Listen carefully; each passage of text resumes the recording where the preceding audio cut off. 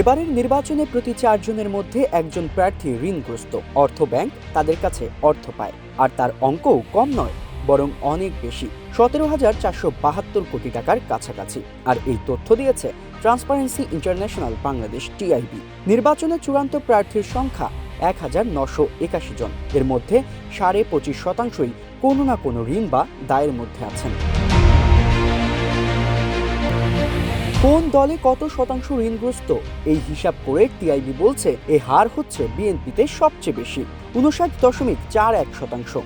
এছাড়া স্বতন্ত্র 33%, জাতীয় পার্টি 27%, বাংলাদেশের কমিউনিস্ট পার্টি 25% এবং জামাত 22.26% প্রার্থী ঋণগ্রস্ত।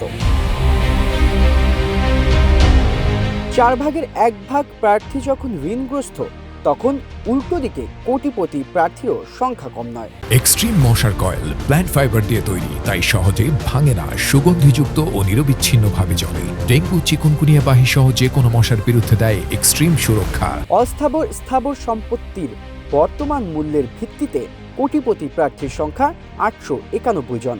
এর মধ্যে 27 জন আবার শত কোটি টাকার সম্পদের মালিক।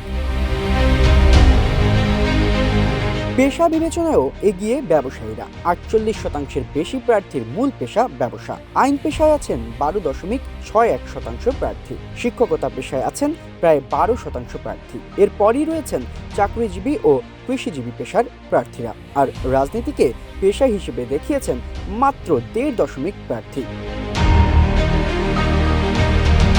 ত্রয়োদশ জাতীয় সংসদ নির্বাচনে মোট 51টি রাজনৈতিক দল অংশ নিচ্ছে।